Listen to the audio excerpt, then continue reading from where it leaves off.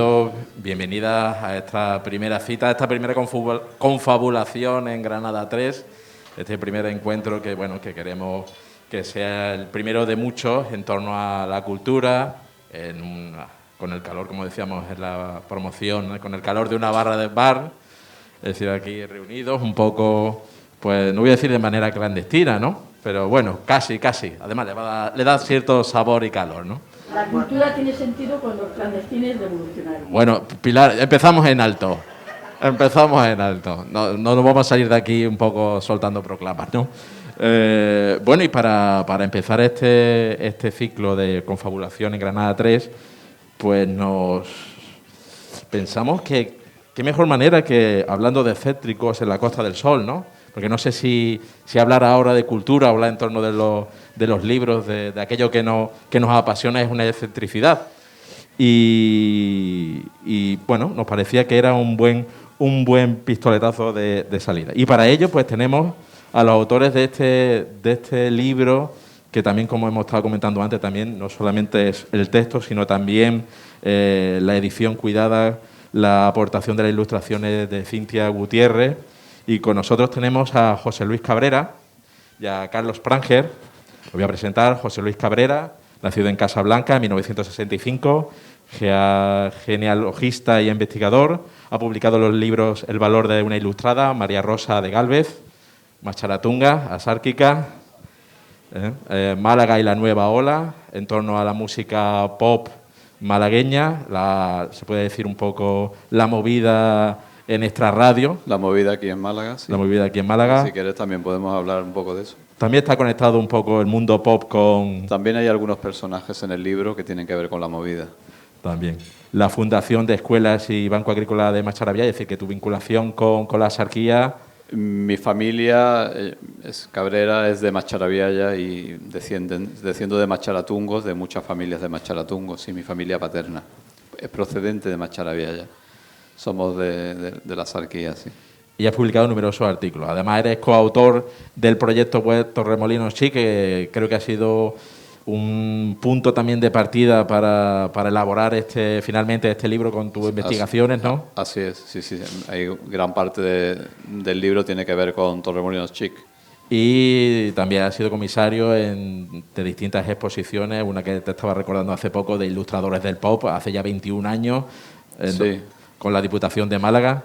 Yo sirvo lo mismo para un fregado que para un barrido, pues ya como has podido leer, pues desde la biografía de una escritora del siglo XVIII hasta el libro que hice de las escuelas de Macharabiaya, que es un tostón de libro, pero tiene un gran trabajo de investigación, la movida, Torremolinos Chic, los excéntricos, el pop, pues ya está, lo que haga falta. Es que en el mundo de la cultura me parece a mí que tenemos que estar para un roto y para un coseo. Es decir, que aquí no nos podemos especializar en nada porque hay que buscarse la vida de cualquier manera. Sí, ¿no? Sobre todo temas que te gusten, que te apasionen y da igual el tema. Y también coautor Carlos G. Pranger, Málaga 1978, albacea de Gerald Brennan en España, traductor, escritor y docente universitario. Ha trabajado en la difusión de la obra de Brennan con obras como La Faz de España 2020 y Cosas de España 2019, autor de los poemarios Las penumbras del loco 2008 y Vendajes 1989-2010. Ha sido editor en Editorial Alfama y Editorial Confluencias. Y ambos fueron comisarios de la exposición Brennan Íntimos de la Diputación Provincial de Málaga en colaboración con la Casa Gerald Brennan de Churriana. Y supongo que ahí es donde se cruzaron vuestros destinos a la hora de trabajar y elaborar este libro. Efectivamente. Bueno, buenas noches a todos. Muchísimas gracias por estar aquí. Muchísimas gracias a la Librería Europa por haber organizado este evento. Gracias a ti, Ricardo, por las ganas que has mostrado de que vengamos aquí a Nerja. Y efectivamente, el romance entre José Luis y yo nació a raíz de esa exposición en la Casa Brennan, donde en cierta manera convergieron dos mundos. Él me dijo que tenía una serie de fotografías que posiblemente fuesen de gente que yo conocía o que tuvieran algún tipo de vinculación con mi familia. Y efectivamente, pues eran gente pues, muy cercana. Y me dijo, ¿por qué no hace una cosa? ¿Por qué no escribes unas pequeñas biografías, unas notas biográficas para la exposición? Y durante el proceso de trabajo, pues nos dimos cuenta de que yo tenía muchísimo material, yo tenía muchísimos conocimientos de gente, entre comillas, excéntrica, rara, extraña, y José Luis también, que lleva trabajando años en la web Torremolinos Chic, ¿no? Y yo sabía que él tenía una especie de proyecto iniciado de un libro, pero que nunca acababa de cuajar con otra persona y demás. Entonces le dije, oye, ¿por qué no nos juntamos tú y yo y escribimos el libro, ¿no? Sí. Y hasta hoy. Ha sido un proceso, digamos que complicado. Han sido, ¿cuántos años de trabajo, José Luis, al final han sido? 2 y medio, 3 casi, ¿no? Bueno, 3 desde que yo empecé a recopilar personajes y bueno, sí, 2 años y pico de trabajo. Bastante arduo porque, claro, son pequeñas biografías. Lo que tiene el libro es un diccionario, ¿no? Esta es a modo de diccionario sobre personajes excéntricos que vivieron o pasaron sus vacaciones en la Costa del Sol. Entonces, claro, son más de 150. Entonces son muchos. Entonces, conectarlos, hacerlos, en fin, sí ha sido un poco arduo. Tiene mucha bibliografía el libro. Hemos recopilado testimonios orales también de personajes o de otras personas que conocieron a los personajes de lo que trata el libro. Y bueno, sí que ha sido un poquito complicado engarzarlos todos, ¿no? Tenéis que tener en cuenta que este libro, una de las cosas que yo creo que lo distinguen de otras obras similares, es que al final está toda la bibliografía. Hemos también recogido los nombres de todos los que han aportado testimonios. Entonces es un libro que dentro de su orientación amena, es un libro que tiene que ser divertido y demás, pero también es riguroso. José Luis y yo hemos mencionado, si hay un periodista del que hemos tomado algo, lo mencionamos y demás, ¿no? Entonces yo creo que eso es una característica muy destacable, ¿verdad? Tiene una amplia bibliografía y, en fin, y luego los testimonios orales y trata de personajes que algunos son famosos, son conocidos, pero sacamos anécdotas menos conocidas, pero hay otros personajes que son totalmente inéditos, que nadie habría escrito sobre ellos. Y entonces, pues, nosotros le hemos dado el mismo valor, yo qué sé, pues, a Judy Garland, que a la dueña de un bar en Torremolinos, que fuera un personaje excéntrico. Y entonces, bueno, yo creo que el interés del libro es eso. También es que, como ha dicho Ricardo, también hemos logrado juntar 2 mundos, porque en Torremolinos fue muy importante, no se los tengo que aclarar, en los años 60, 70... pues la gran capital del turismo a nivel internacional. Entonces yo del trabajo, como él ha dicho, de la web Torremolinos Chic tenía muchas anécdotas, muchas historias y muchos personajes. Y luego él, por su parte, por sus padres, bueno, sus padres son personajes en el libro, su madre fue secretaria de Gerald Brennan, pues todo ese mundo de Churriana, de las grandes casas literarias, de Hemingway, de todo, él lo conocía y lo manejaba, con testimonios directos de sus padres también.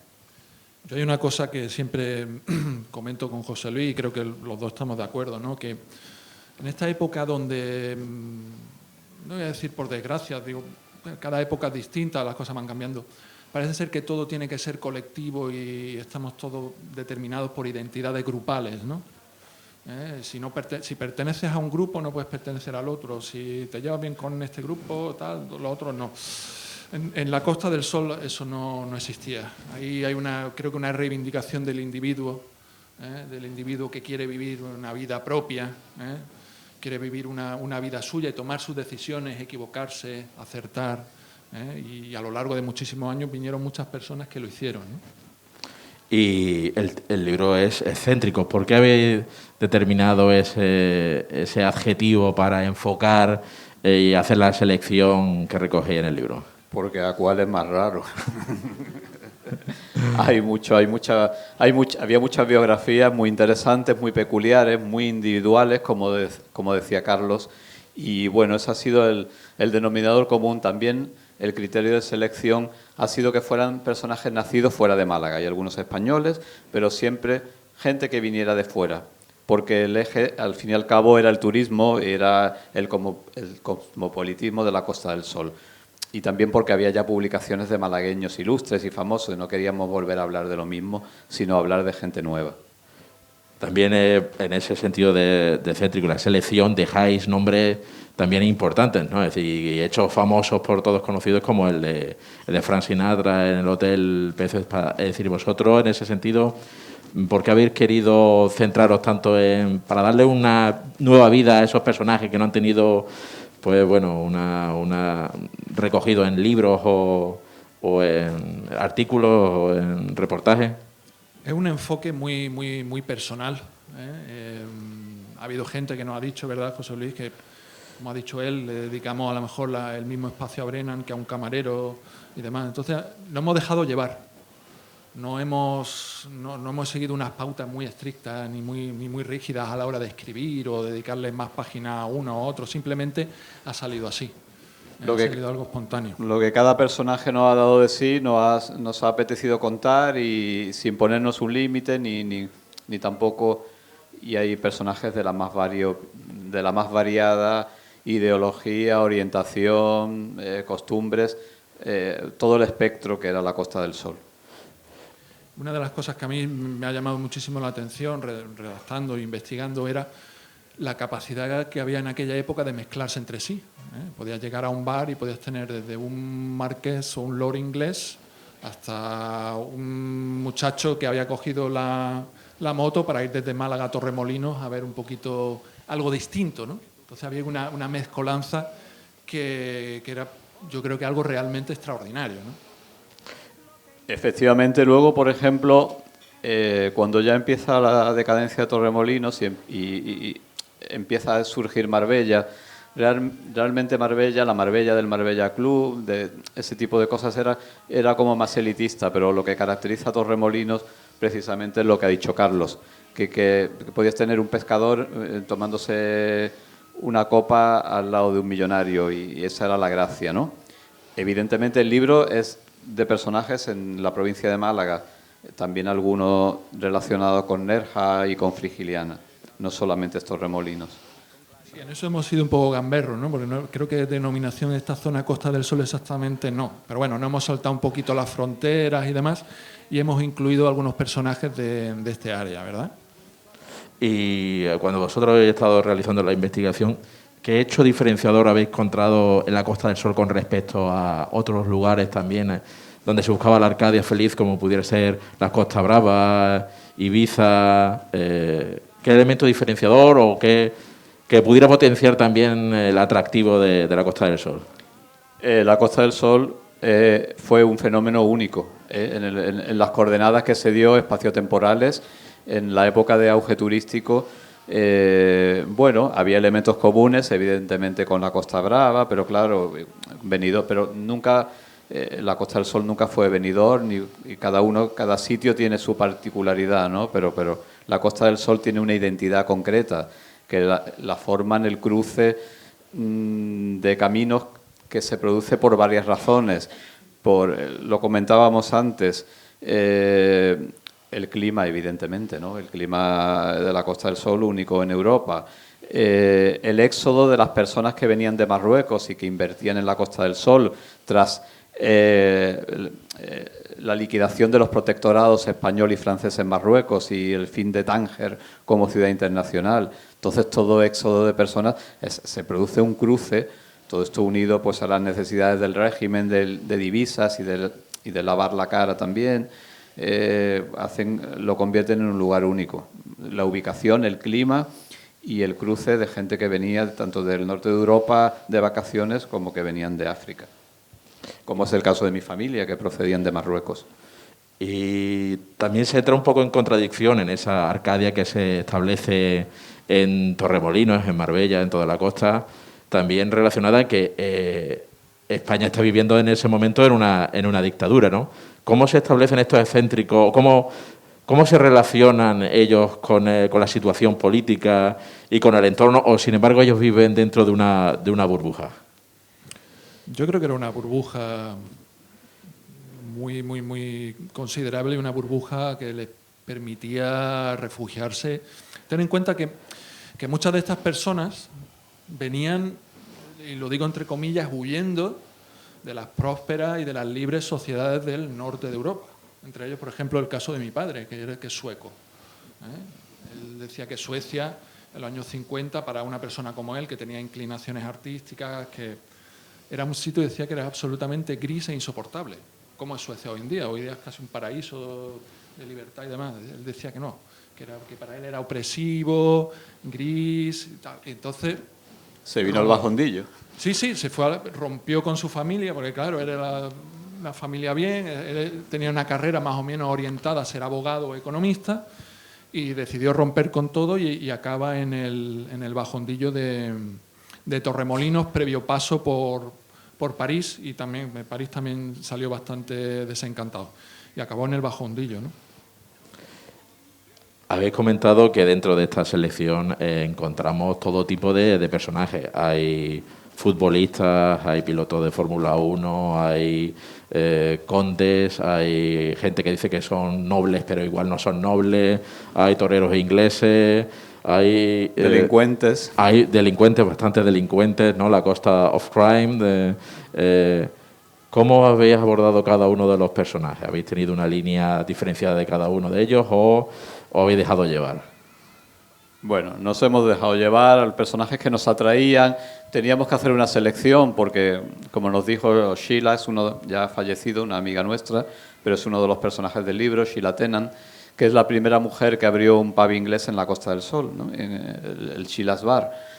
Entonces, pues le decíamos, vamos a hacer un libro sobre los excéntricos. Dicen, lo que necesitáis es una enciclopedia para poder meter a todos los excéntricos. Entonces, nos hemos dejado unos 70 fuera, no es que haya 70 más, habrá 770, pero bueno, teníamos que hacer una selección y es la que hay, y será cuestionable, pero bueno, a lo mejor algún día hay una segunda parte porque se nos han quedado muchos en el tintero.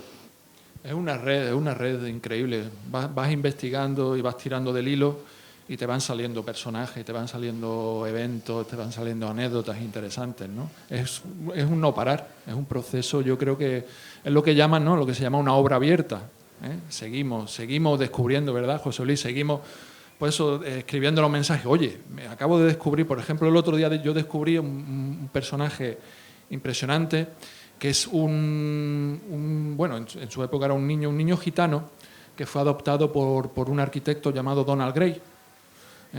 Se llama Juan, y Donald Gray y su mujer lo adoptaron, y él tiene un pequeño libro autoeditado donde cuenta toda la historia de sus años con este hombre, y cómo leyó a Shakespeare, cómo daban clases de esgrima, en fin, hablamos de un niño gitano creo que el padre tenía una fragua, y demás. Y este hombre pues no es precisamente fan del flamenco. Lo que le gusta es Pink Floyd, Led Zeppelin y demás, habla inglés, y su sobrenombre es Gypsy Floyd. En fin, y eso yo lo descubrí el otro día, claro, eso ya es otro personaje añadido a todos los cientos de personajes que vamos descubriendo constantemente, ¿no? Claro. Pues, no sé, quizá podríamos hablar de algunos de ellos por dar una muestra, ¿no? No sé, algunos, Ricardo, que a ti te llame un poco la atención. Antes estuvimos hablando tiene un nombre muy peculiar, que quería un personaje que viene a la Costa del Sol y quiere hacer una película, que también puede venir al hilo de los lugares que sirven de encuentro. Antes estaba intentando decirlo, Fat Black Pussycat, ¿no? Que es un espacio muy peculiar de Torremolinos, y se convierten en centros bueno, pues como nosotros vamos a intentar que sea Granada 3. Por cierto, muchísimas gracias a Paco por cedernos o por invitarnos o por abrirnos las puertas a este lugar tan coqueto. Como también los espacios se convierten van creciendo en torno a esos excéntricos, o la fisonomía del espacio va creciendo. Bueno, pues este personaje, que ahora mismo no recuerdo el nombre porque tiene un nombre muy rimbombante. John Mitchell, quizás. Byron Deford. Byron Deford es el de la película. Sí, Byron Deford. Además que hay personajes que tienen unos nombres como que te abren las puertas, ¿no? Byron Deford Solano, sí. Es que con ese nombre te firman un cheque, ¿no? Costarricense que vino a rodar una película, y la rodó en Torremolinos con todos los grandes personajes a principios de los años 60.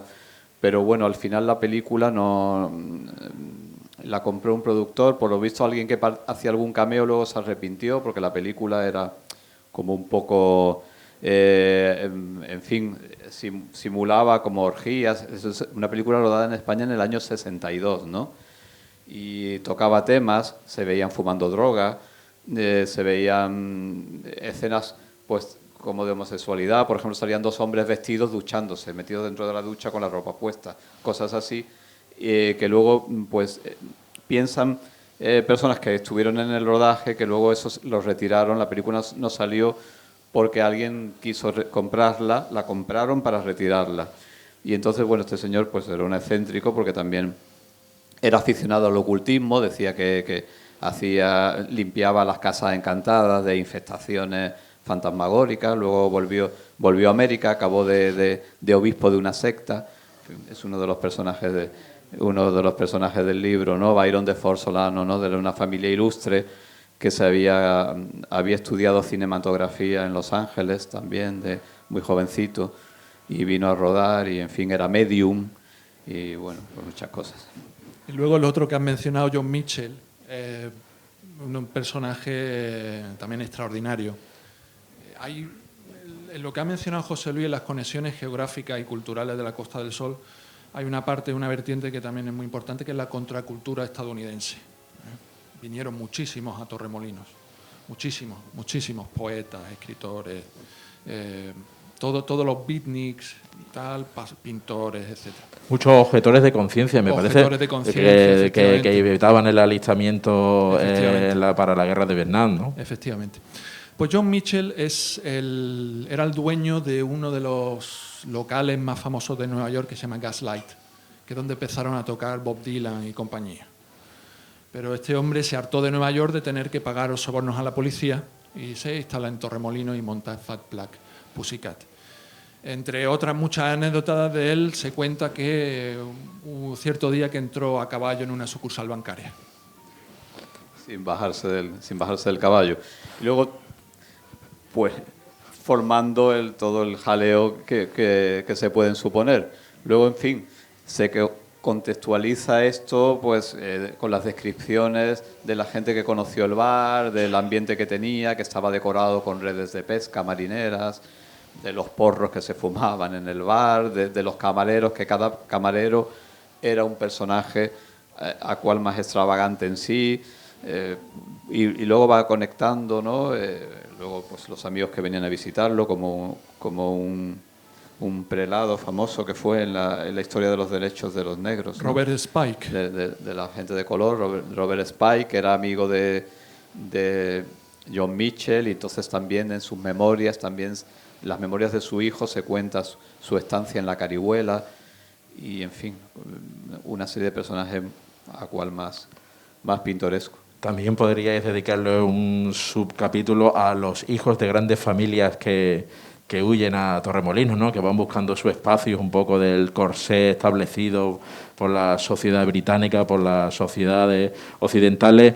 ¿Qué personajes dentro de esa búsqueda también de ese mar del sur, ¿no? Que puede ser también Sarah Churchill, la hija de Churchill. La hija de Sir Winston Churchill, que la liaba parda en Marbella. La pobre tenía un problema de alcoholismo, pero es que las liaba auténticamente brutales todas las noches. Si no acababa abrazada a un árbol pegando gritos, se ponía a dirigir el tráfico. En fin, llegó hasta tal extremo que el gobernador civil firmó una orden de expulsión. Salían de la jacaranda de la discoteca, ella con su amiga, que era transexual, April Ashley, y se ponían las dos a dirigir el tráfico en mitad de la calle. Y ya pues, un día que la encontraron abrazada a un árbol, y entonces pues ella decía que no lo podía soltar porque el árbol se caía. Ahí ya fue cuando ya la expulsaron, sí, después de la anécdota del árbol. Y en esa situación de la expulsión que estáis comentando, ¿cómo miraba las autoridades a esos excéntricos? ¿Miraba hacia otro lado o era también una manera de propaganda? No, si no daban... lo que no quería el franquismo era, sobre todo, que la gente no se metiera en política. Mientras no te metías en política. Luego hay otro personaje que no me acuerdo el nombre, son tantos, pero este sí, que habló mal de Franco en un bar y ya, pues fuera, se tuvo que ir. había un policía de paisano en el bar y lo expulsaron. Si no se metían en política y no daban escándalo público, en principio, pues en la Costa del Sol se podía hacer lo que se quisiera, por parte de los extranjeros. Volviendo a la creación y a la elaboración y escritura del libro, ¿cuáles han sido vuestras principales fuentes de investigación? ¿De dónde habéis sacado? ¿Ha sido de la memoria propia de los protagonistas, de crónicas del momento? No sé si en aquel momento había crónicas de sociedad donde se reflejaba pues la vida de estos excéntricos. Yo en mi caso, sobre todo he tirado de fuente oral, o sea, de recuerdos familiares, de conversaciones con mi padre. Y luego también hemos hecho un buen barrido de libros, de autobiografías, de biografías, de artículos de prensa, en fin, hemos hecho una investigación bastante exhaustiva. Pero yo destacaría muchísimo eso, el componente oral del testimonio, porque José Luis ya ha mencionado a Sheila Tennant, por ejemplo, que ha sido una fuente inagotable. Está mi padre, Donald Gray, el arquitecto que acabo de hablar de él, que adoptó al niño gitano, que también contaba muchísimas cosas, en fin. Hablamos con Juan Goytisolo, por ejemplo, antes de que falleciera, que nos contó anécdotas de la bailaora Lola Medina, una bailaora del Sacromonte que fue muy famosa en los años 40 y que luego se vino a Torremolinos, se instaló y se construyó una casa maravillosa que es el actual Hotel Miami o Miami, en la Carihuela, que es un edificio que está conservado y que además está conservado con los objetos de Lola Medina, con sus cuadros, con su tablao, con sus pinturas, con los objetos de cobre que ella trajo de la cueva. Y Lola Medina, una gran bailaora que bailaba descalza. Y bueno, por ejemplo, pues Goytisolo nos contó una anécdota porque de jovencito se alojó en el Hotel Miami y nos contó una anécdota de Lola Medina que, ¿no? Si queréis, por ejemplo, la cuento, ¿no? Esta señora pues había vendido la casa y la casa, que era maravillosa, la habían transformado en un hotel. Pero bueno, Lola estaba ya un poco decadente, bebía, era ya una señora mayor y tal, y bueno, ella iba a su antigua casa, en el hotel pues la recibían porque se la había vendido a una amiga, Mercedes. Y entonces pues le ponían un vino, en fin, que pues la mujer pues la tenían un poco allí. Y en una ocasión pues una turista norteamericana pues empezó a burlarse de la gitana, estaba bebida, estaba un poco mayor. Entonces todo esto nos lo contó Goytisolo, o sea que la anécdota, aparte de la anécdota, es quién te lo ha contado.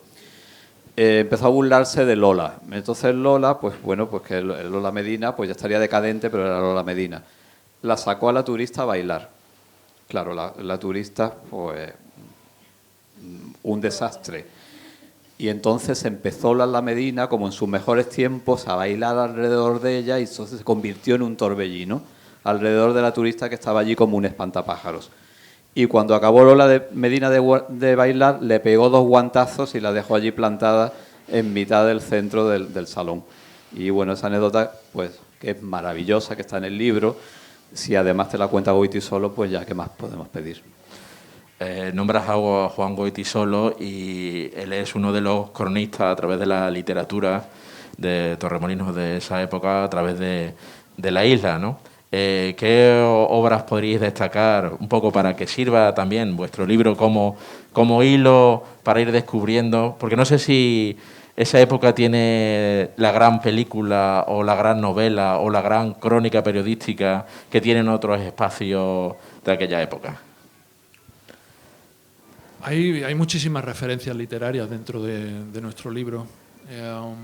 Una de las más, entre comillas, hemos hablado antes de ella, ¿verdad, Ricardo? Oscura y un poco siniestra, la de Ballard. Ballard es el escritor que creó El Imperio del Sol, película adaptada por Steven Spielberg.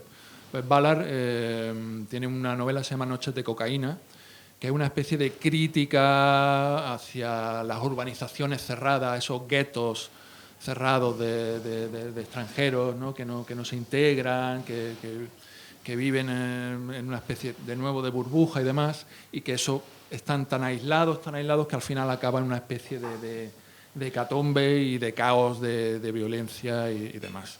Luego hay otra novela como Hijos de Torremolinos de Michener, que enlaza precisamente con John Mitchell. Claro, José Luis la conoce bien. Jane Michener escribió la famosa novela Hijos de Torremolinos, que fue un auténtico bestseller internacional, que se vendieron miles de ejemplares y que fue un libro vendido en todo el mundo. Entonces, los personajes del libro Hijos de Torremolinos de Michener, Michener estuvo aquí, y entonces muchos de los personajes se basan en personajes reales. Entonces, esos personajes reales están también en este libro.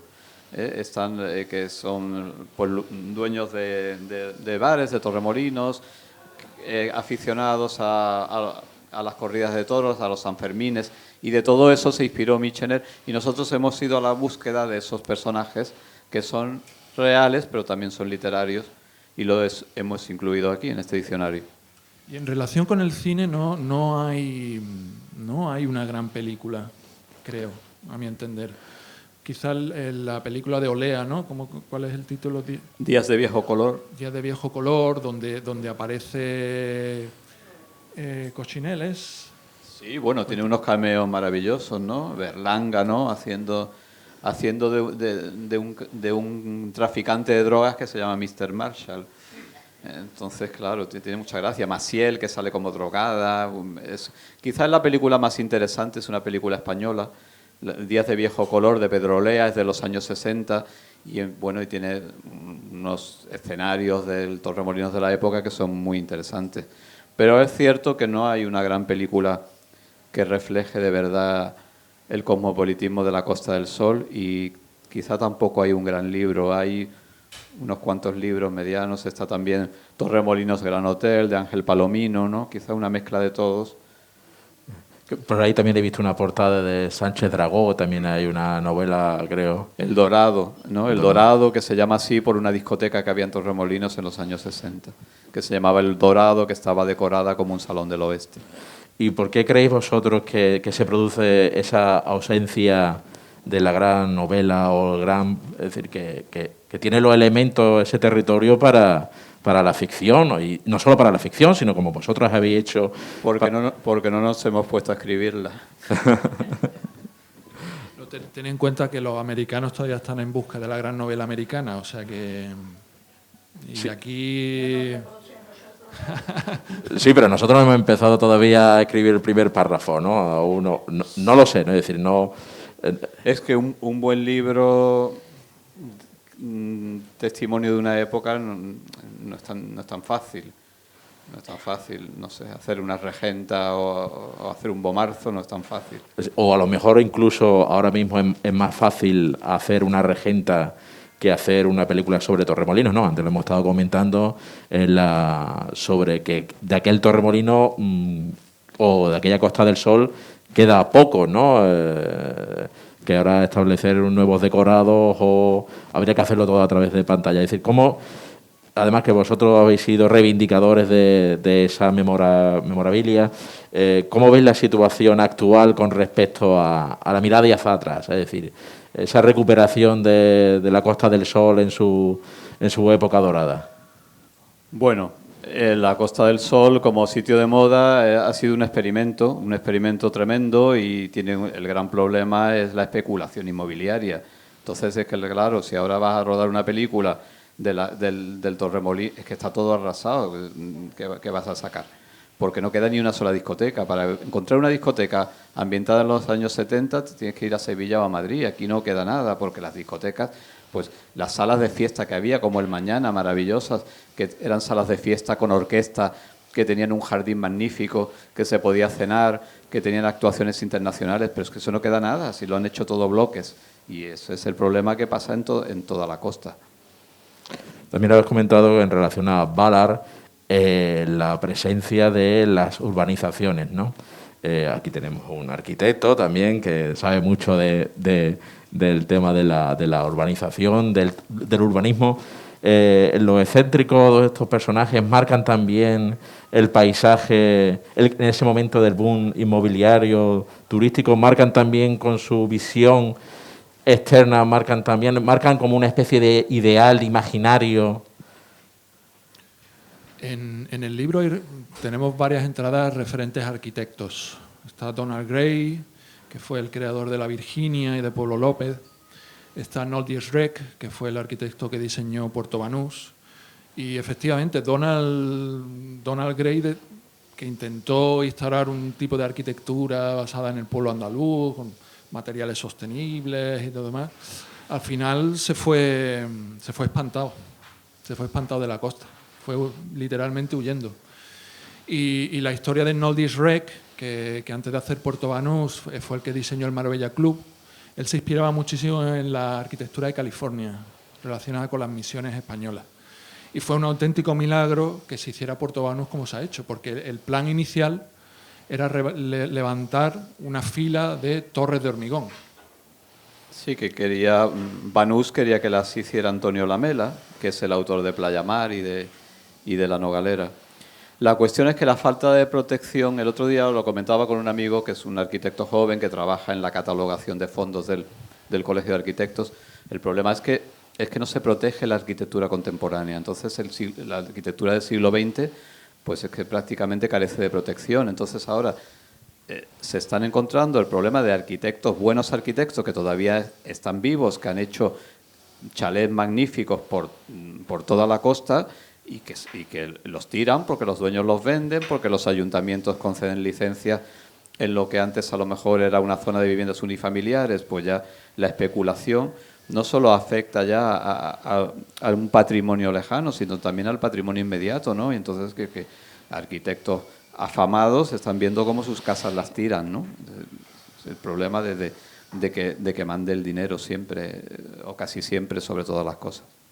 En vuestro libro, hablando de la Costa del Sol, hay una asimetría total entre el este y el oeste, ¿no? No sé si es porque aquí no tuvimos excéntricos o éramos gente muy normalita, o porque no hubo un cronista, no hay un relato oral o escrito. ¿Por qué, no sé si eso ha llamado la atención, de no encontraros en la zona de la Zarquía? Está Arthur Brown, está Nick Launay, está, los creadores del Trivial, pero hay una clara asimetría en cuanto al foco. ¿Para qué eso vosotros os ha llamado la atención? ¿Por qué creéis que se debiese? Bueno, que Torremolinos fue mucho Torremolinos. Entonces, que todo el mundo venía a Torremolinos. Venía Ava Gardner, venía Brigitte Bardot, venía Judy Garland. Entonces, claro, competir con eso en la época era un poco complicado. Y luego Churriana, Gerald Brennan tuvo un auténtico círculo durante décadas, porque no es solamente la época del turismo, tú lo sabes, sino que incluso ya anterior a la Guerra Civil, ya Brennan y todo ese círculo en el que estaba pues Janetta, tantísimos escritores que tú has incluido ahí, ¿no? Entonces, aquí pues tenemos el Nick Launay, tenemos el inventor del Trivial, después en Macharavía ya estaba Robert Harvey, el pintor norteamericano, que también fue un personaje excéntrico y muy interesante, Arthur Brown, no, habrá que investigar más. Hay que investigar más. Como hemos comentado, el libro muchas veces ha sido muy espontáneo, muy del momento. Yo me acuerdo cuando descubrí, por ejemplo, la figura de Nick Launay, ¿no? Que en cierta manera, salvando la distancia, por él es uno de los mejores productores musicales del mundo, especializado sobre todo en lo que se llama el post-punk. Es una auténtica referencia.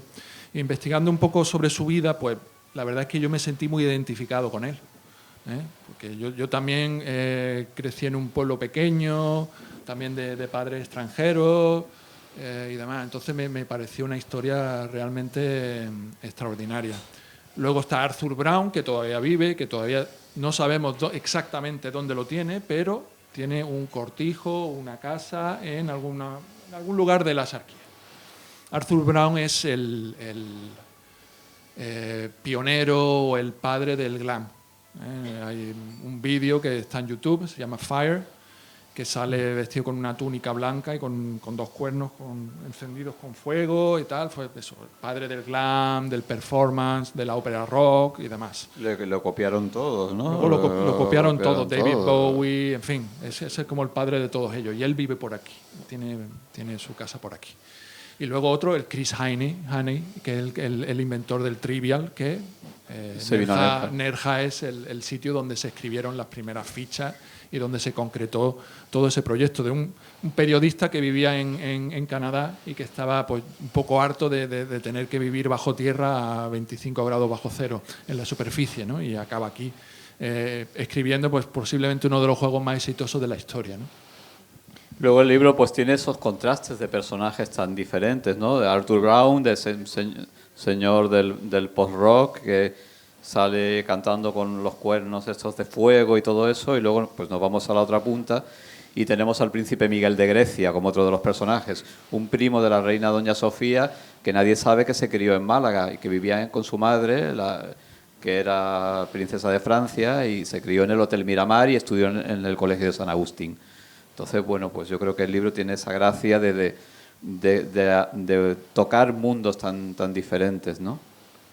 Por la cercanía que tienes tú, sobre todo, Carlos, el libro también establece como un eje la casa de Gerald Brennan en Churriana, ¿no? Es como hay un lugar de encuentro, vidas cruzadas, ¿no? Donde se van mezclando, llegando personas.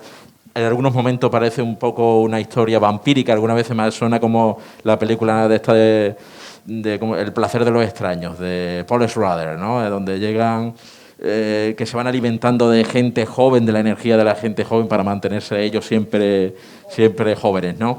Cuéntanos un poco... Hetty. Lo que ha comentado José Luis, Churriana es también un epicentro cultural, literario, social muy importante, que se articulaba básicamente alrededor de 3 casas. Estaba la casa de Brennan, la Cónsula y luego el Cortijo Nuevo. Luego la de los Caro Baroja también. Bueno, y luego también están los Caro Baroja, todos los descendientes del gran escritor Pío Baroja, ¿no? Entonces hay como 4 casas realmente importantes. Y eso es antes de la Guerra Civil, ya estaban empezando a moverse por allí personajes como Bertrand Russell, como Edmund Wilson, como Orson Welles, como Ernest Hemingway, toda la crème de la crème de la literatura y de la cultura anglosajona pasó por ahí. Y lo que comentas en el tema ese vampírico, eso ocurrió sobre todo ya en los años 60, donde muchos de esos pioneros, sobre todo varones como Brennan y demás, pues recibieron con sorpresa, pero también les insufló una nueva vida, todos esos beatniks que os he dicho antes de Estados Unidos y demás, que venían normalmente de paso hacia Tánger. Entre esos pues había muchísimas chicas jóvenes que ya estaban mucho más liberadas y todo demás. Entonces, efectivamente, hubo ahí una especie como de transfusión sanguínea. Como le dijo Brennan a David Tennant, creo que estamos muy viejos para estas mujeres tan jóvenes. Hay una de ellas que está recogida en el libro que se llamaba Hetty McGee. Tiene una historia realmente extraordinaria. Uno de los personajes que a mí más me ha gustado y me parece, eso sí que es una vida. Hetty la recoge Brennan en Gibraltar. Un amigo suyo le menciona que había una muchacha con un niño pequeño que tenía problemas y demás, que estaba en Gibraltar, que por lo visto tenía un novio o un marido que era un ex-marine adicto a las drogas, en fin. Que Brennan fue y la rescató y la alojó en Churriana. En Churriana, Hetty pues, aprendió a bailar flamenco, intentó montar un negocio de moda, en fin, que era una mujer muy, muy vital. Churriana no acaba de cuajarle y se marcha a San Francisco. Y vive el San Francisco de los hippies, del LSD y demás. Se convierte en una de las mejores ilustradores de las revistas de la época. Las revistas de San Francisco son auténticos clásicos, auténticos referentes culturales, ¿no? De la psicodelia, de todas esas psicodelia, flores, demás, esos colorines de la época hippie. No firmaban. O sea, están las revistas, pero muchas veces no firmaban ni la autoría ni nada. Hetty se convirtió en un referente, se hizo amiga de los Grateful Dead, vivió con ellos en su castillo.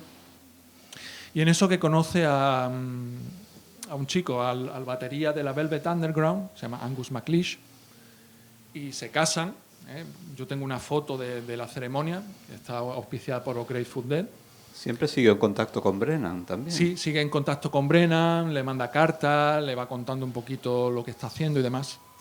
Pero San Francisco, de nuevo, se les queda un poquito corto, un poco aburrido quizá, un poquito aburrido. Bueno, entonces deciden pues que estaba de moda en aquella época, que era ya lo más y lo absoluto y ya el acabose. Nepal, Katmandú. El budismo. El budismo.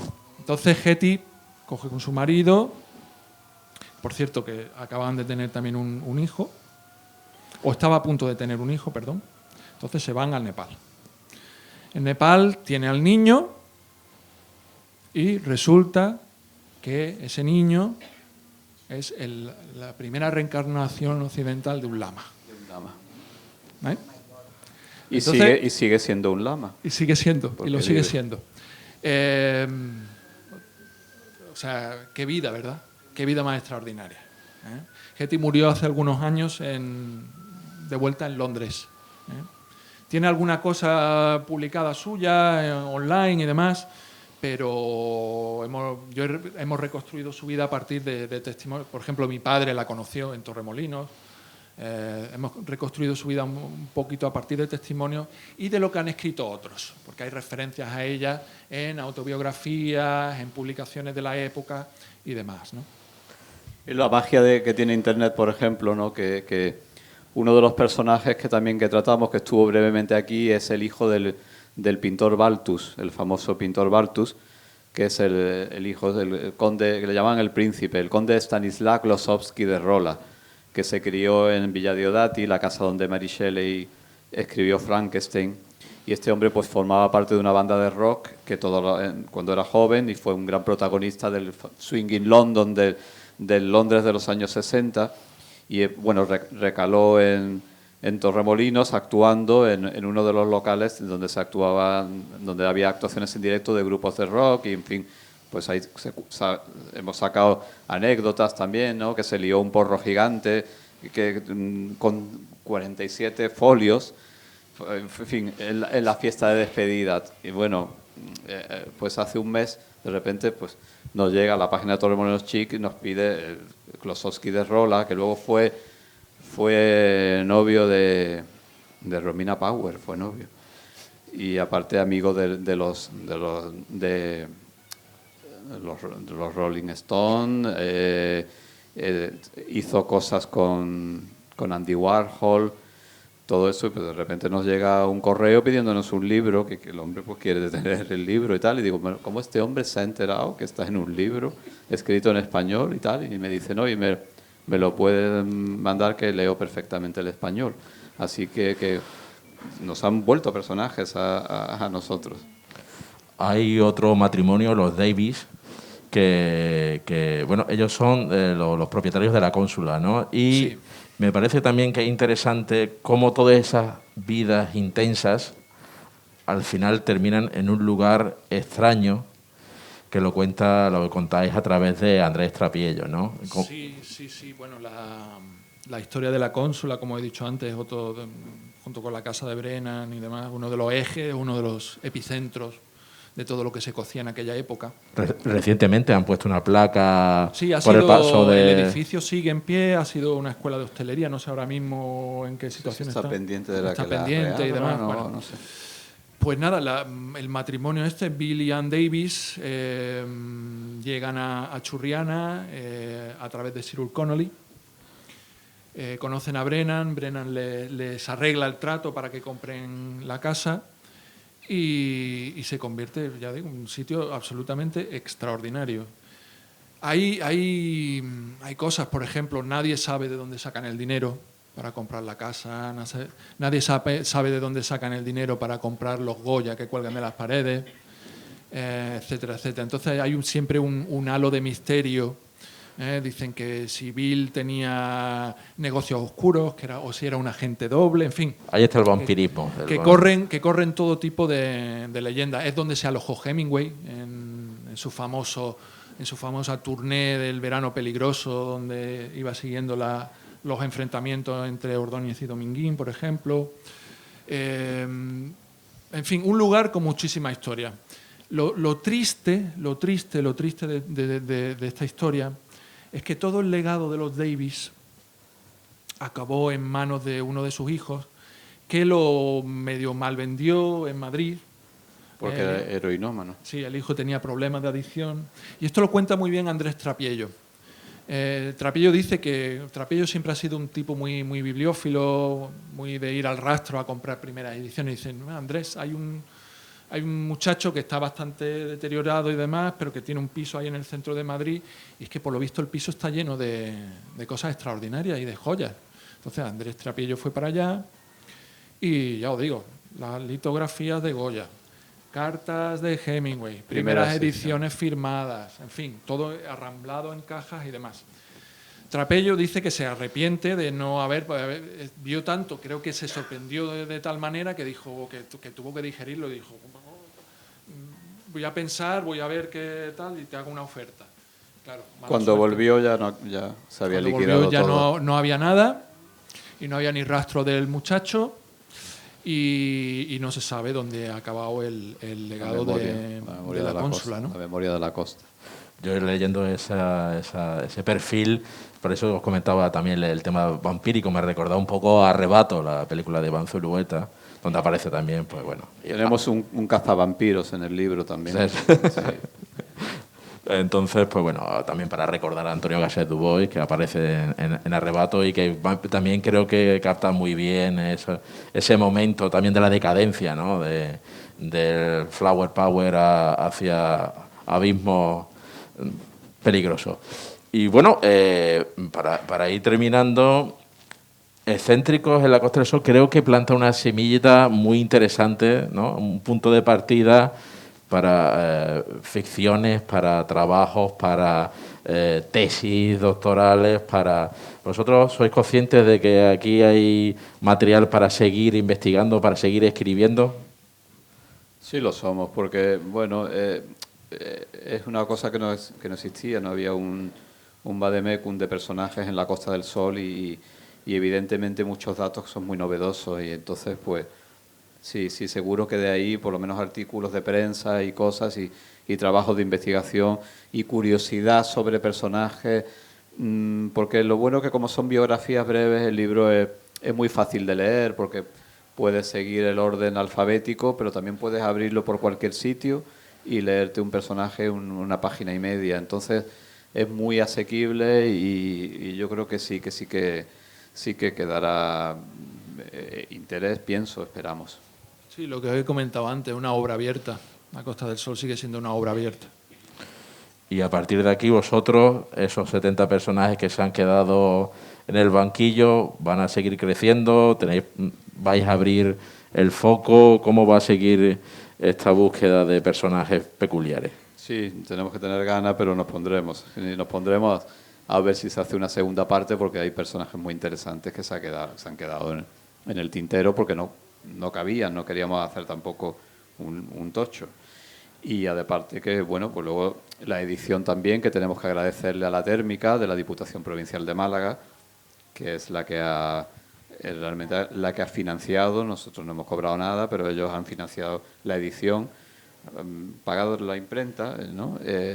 Y bueno, a su director Salomón Castiel, que ha hecho posible que se haga esto, que yo creo que realmente pues está bien hecho en el sentido de que las diputaciones provinciales precisamente lo que tienen que sacar es la peculiaridad, la historia de la provincia, ¿no? Claro, entonces, bueno, pues se ha dado ahí una fusión que agradecemos y que creo que ha sido interesante. Porque como aperitivo de este libro también fuiste comisario de la exposición en torno a la presencia de Brigitte Bardot en también una película, Los joyeros del Claro de Luna. Los joyeros del Claro de Luna. Brigitte Bardot pues vino a rodar una película en el año 57 y se alojó en la Carihuela y luego la película pues está rodada en El Chorro, en varios pueblos de Málaga, en Málaga capital, en diversos sitios. Entonces, bueno, eso es otra historia que yo casualmente encontré a la venta una colección de 400 y pico contactos originales de la película y conseguí que la Diputación Provincial las comprara e hicimos una exposición que estuvo en plena pandemia, estaba la exposición y que eso que se llamaba, la exposición se llama Brigitte Bardot, Mito y clichés en Málaga. Y que, bueno, pues sí, fue una exposición reciente. No, era para un poco establecer la importancia que tiene la recuperación por parte de las instituciones de ese patrimonio que como puede acabar, pues como comentabas ahí, el matrimonio Davis, en un rastro, o que se pierdan por herederos y se divida, que nunca sabe las cajas esas donde puede terminar. Además que creo que vaya por la segunda edición, ¿no?, de este libro, ¿no? Sí, está a punto de... la primera edición está a punto de acabarse. Y ya está aprobada el presupuesto para la segunda edición, porque afortunadamente pues hay mucha demanda y quedan pocos. Pues si no os parece mal, si queréis, abrimos un turno de preguntas, intervenciones, reflexiones, si queréis comentar algo, y si no, pues nos dedicamos a confabular. Ellos firmarán el libro si lo deseáis, y ahí tenemos la barra para seguir confabulando. Así que si tenéis alguna pregunta o... Me parece a mí que nos va... ¿Sí? No, yo lo que quería decir es que al personaje de Nerja Cris lo he conocido porque era muy amigo de un amigo mío. Entonces he tenido algún encuentro con este personaje, su mujer. Iban mucho al merendero, al IO. Estaban en la ruta, digamos, artística de Nerja, iban a Carabeo Fiesta, aquí al Molino, al Colono.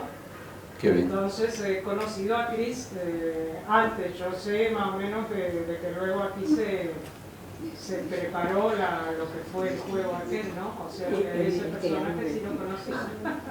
Claro, es que él no solamente es que vino aquí, como dices, a hacer lo de las preguntas, sino que él era un enamorado de Nerja y tenía... Veraneaba claro, aquí, claro. largas temporadas de verano y se quedaba mucho tiempo. Qué bien. Pues estáis en un sitio donde podrías encontrar cantidad de personajes excéntricos. Por Nerja ha pasado gente... yo conozco Nerja desde el año 63. Qué bien. O sea que he conocido a gente como Petrinelli, por ejemplo. Yo he desayunado con John Boy, por ejemplo. Yo sé que George Clooney tiene una casa en la Saltía, por ejemplo. Aquí estuvo, ¿cómo se llama? El director de cine americano. Pasa en memoria ya flaquea. John Huston estuvo rodando Sí. Fuga, The Last Run, y lo cuenta. Por eso también os invito a echarle, lo he comentado antes, la web de Melissa Launay, donde el padre de Nick cuenta muchas anécdotas, porque bueno, por su relación, su mujer también cuenta una anécdota como con Malcolm, ¿cómo se llamaba aquel actor? El de If, y con Robert Shaw. Sí, con Sí, y que bueno, cuenta anécdotas. Yo os invito a que le echéis un vistazo. Y a mí me resultó, yo he conocido a Nicolas Looney, porque el apellido es francés, no es Launa, como... Luné o algo así. No, él es Looney, o sea, es el apellido, su padre... El padre Mateo, ¿no? Mateo. El hermano de Mateo, Nicolas, que vive en Australia, y que efectivamente es un gran productor de música, pero en realidad su apellido es francés. Y si a él le preguntáis en persona, él va a decir, yo soy Nicolas Looney. Yo lo conocí en el vientre de su madre. Su madre era una aristócrata británica, vizcondesa. Tuvieron 2 hijos, pero cuando llegaron aquí ya venían de Londres. Ya habían nacido Nicolas, que para mí no es Nick, para mí es Nicolas, y Mateo, y Macho. Y estuvieron como 10 años en Nerja. Él era un escritor de novela supuestamente negra, nunca llegó a ser un escritor de novela negra, lo inventó a lo largo. Y es muy curioso porque él vivía de lo que escribía, porque él me decía, Pilar, yo escribo para venderlo en los kioscos de las estaciones del metro en Londres, y hacía 2 ediciones, una en francés y otra en inglés. Y entonces vendía en el metro de París, en los kioscos antes de entrar, en los grandes metros, no sé, en la Concorde o en Trafalgar Square en Londres, ¿no? Y vendía mucho, porque la gente compraba sus novelitas para ir leyendo mientras que estaban hora y media en un metro o en un tren de cercanías, ¿no? Ellos se divorciaron, ella era una alcohólica.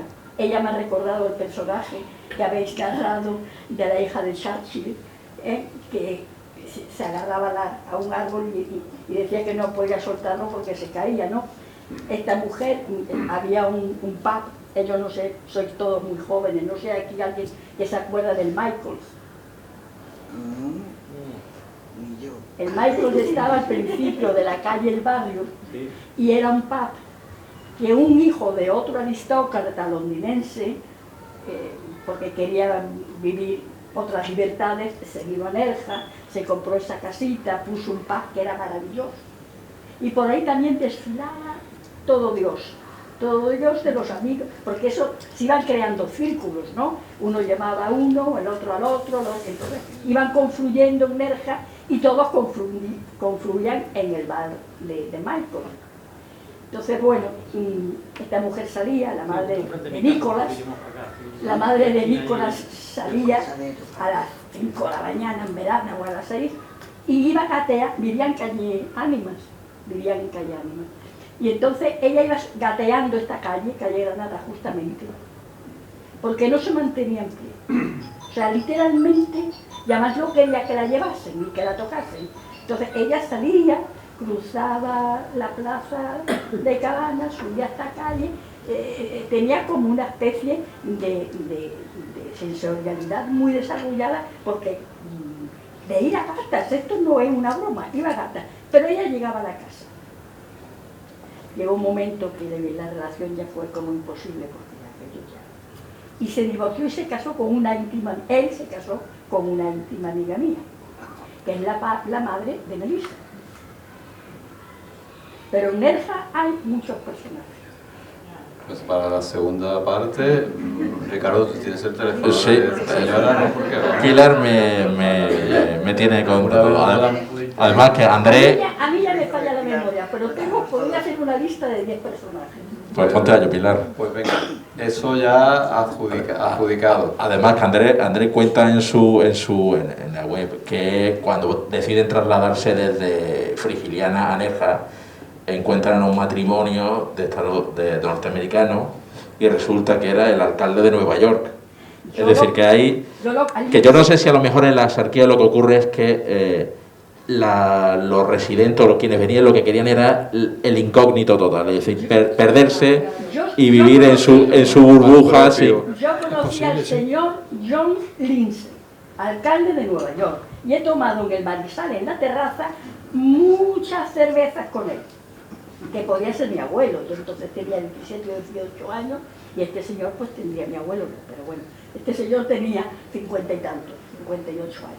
Como aquí venía Harold Wilson y tenía una casa en Carabeo, que fue primer ministro británico, laborista, que tenía un Jaguar negro que aparcaba delante de lo que hoy es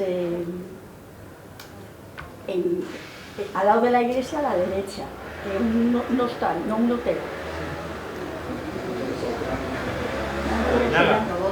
En el Tobos, que eso eran los juzgados y tal. Y él aparcaba ahí y era un Jaguar negro, matrícula por 11111. London, United Kingdom. Bueno, pues yo he tomado café con el primer ministro. Vale, pero a lo mejor esas no eran Café majaras. y muchas cervezas, no te vayas a caguear. No, A lo mejor esas no eran majaras, ¿no? Esto era... no, hombre, Claro, no son pero excéntricos. es muy curioso, ¿no? Por la gente que pasa. Bueno, hay gente excéntrica. ella. No, hubo gente que pasó por aquí muy excéntrica. Muy excéntrica. Hay grandes historias. John Hunt, el actor, John Hart, vivía, cuando tú entras en el barrio... William, Sí. el padre. El padre era diplomático. El padre del actor John Hart. De No. William Hart. que se casó con Marley Matlin, ¿no? El de la asociación. No, el que hizo Boquitas Pintadas. Ah, vale, sí, Joe Hart, sí, el que hizo aquella película famosa de... Sí.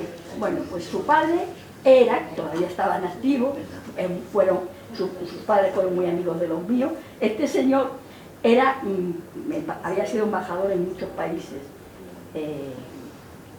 Y cuando decidieron venirse a vivir a Nerja, este señor acababa de jubilarse y venía de ser embajador de Estados Unidos en Rusia. Y un día, pues yo no sé, yo paso por la calle, me lo encuentro y me dice, te presento a mi hija, a mi hijo, y digo yo, Boquitas Pintadas. Pues Pilar, ya sabes, te tenemos fichada. Fichada. Pues fichada. muchas gracias, José Luis, muchas gracias, Carlos, por vuestra... Pues agradecemos vuestra presencia, agradeceros este libro, que ha sido todo un descubrimiento y una gozada leerlo, y además que sirve también para ir buscando e investigando y a ver lo que puede surgir. Así que Agradecerte muchísimas a ti, gracias. a la librería, a este bonito local, por las atenciones. Para mí también es un placer venir a Nerja. Yo en los años 80, porque he venido algunas veces también aquí a pasar días, porque tengo unos primos que tienen una casa en la calle Carabeo todavía, y siempre es un placer venir aquí a esta ciudad maravillosa. Pues muchísimas gracias a vosotros por venir aquí, por vuestras ganas de confabular. Más que un Os pueblo. invitamos a la siguiente, ya atentos a las redes sociales, ya estamos por ahí, pues bueno, buscando a otros confabuladores. Y nada, pues lo dicho, muchísimas gracias por la asistencia, gracias a Paco Rico por cedernos, gracias a Miguel Ángel por los micrófonos y hasta otra.